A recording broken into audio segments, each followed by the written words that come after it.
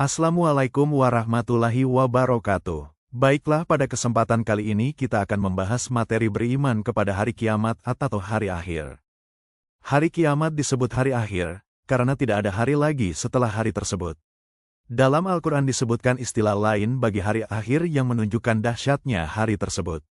Nama-nama yang dimaksud bukanlah sinonim, karena setiap nama memiliki makna tersendiri. Dalil iman kepada hari akhir terdapat dalam Quran Surah Al-Hajj ayat ke-7 yang berbunyi, وَأَنَّ السَّاعَةَ آتِيَةٌ لَا رَيْبَ فِيهَا وَأَنَّ اللَّهَ يَبْعَثُ مَنْ فِي الْقُبُورِ.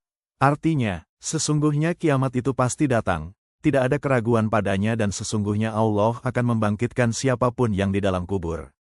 Quran Surah Al-Hajj ayat ke-7. Para ulama mengelompokkan kiamat menjadi dua, yakni kiamat sugra dan kiamat kubra. 1. Kiamat sugra. Kiamat sugra adalah kiamat kecil. Pada kiamat sugra hanya bagian-bagian tertentu yang mengalami kehancuran.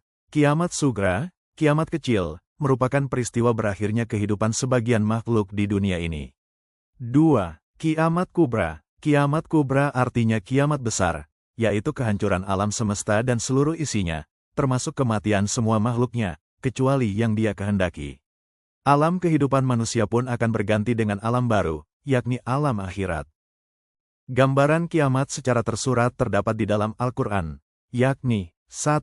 Malaikat Israfil meniup sangkakala untuk kali yang pertama, semua makhluk akan mati, dijelaskan dalam surah Az-Zumar ayat 68.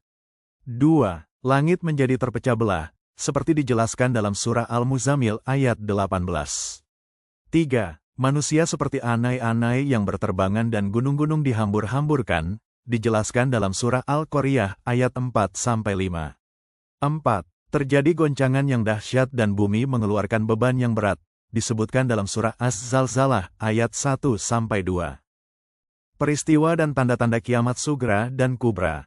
Kiamat sugra, peristiwa kematian, bencana alam, maraknya perzinaan, meningkatnya kejahatan seperti pembunuhan, korupsi, krisis ekonomi, meningkatnya pergaulan bebas. Kiamat kubra, munculnya Dajjal, turunnya Nabi Isa bin Maryam, munculnya Imam Mahdi, keluarnya Ya'juj dan Ma'juj, matahari terbit dari sebelah barat, munculnya awan hitam, duhan, munculnya dabah, hewan melata, pada pagi hari. Para ahli berpendapat mengenai kiamat yang akan terjadi. Ahli astronomi mengatakan bahwa bumi dan planet-planet lainnya berputar mengelilingi matahari secara teratur dan sempurna. Namun daya tarik-menarik itu semakin lama akan semakin berkurang, bahkan hilang sama sekali. Akhirnya akan saling bertabrakan dan hancur alam jagat raya ini. Ahli geologi menyatakan bahwa di dalam perut bumi terdapat gas panas yang berkembang dan terus-menerus menekan ke arah luar bumi, namun lama-kelamaan gas yang ada semakin melemah sehingga tekanan dari luar semakin kuat mengakibatkan gas bumi meledak dengan ledakan yang sangat dahsyat dan mengeluarkan isi bumi. Hari kiamat memiliki rangkaian kehidupan yang akan dilalui oleh manusia, yakni Yaumul Barzakh, alam kubur yang menjadi batas antara alam dunia dan alam akhirat. Yaumul Ba'ats, hari dibangkitkannya semua manusia dari alam kubur. Yaumul Mahsyar, hari dikumpulkannya seluruh manusia setelah dibangkitkan dari kuburnya. Yaumul Hisab, hari perhitungan amal perbuatan manusia selama menjalani hidup di dunia. Yaumul Mizan, hari ditimbangnya amal perbuatan manusia ketika di dunia. Yaumul Jaza, hari dibalasnya amal perbuatan manusia. Surga dan neraka, bagi yang beramal baik akan masuk surga dan sebaliknya bagi yang beramal buruk akan masuk neraka. Sikap yang harus dimiliki sebagai hikmah dari beriman kepada hari akhir adalah mawas diri. Mawas diri adalah kemampuan untuk mengelola respons sosial dalam konteks kehidupan nyata, menyesuaikan tindakan dengan budaya, lingkungan, dan kebiasaan orang lain. Sikap ini mencerminkan kehati-hatian dan kewaspadaan terhadap situasi tertentu, dengan tujuan mencegah terjadinya konsekuensi negatif.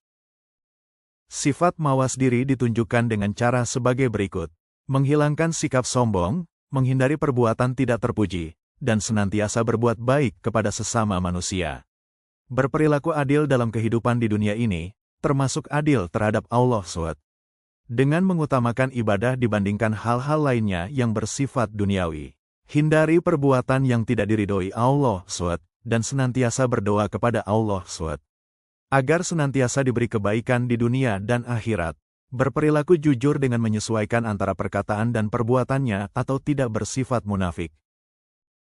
Terima kasih telah menyimak dan semoga bermanfaat.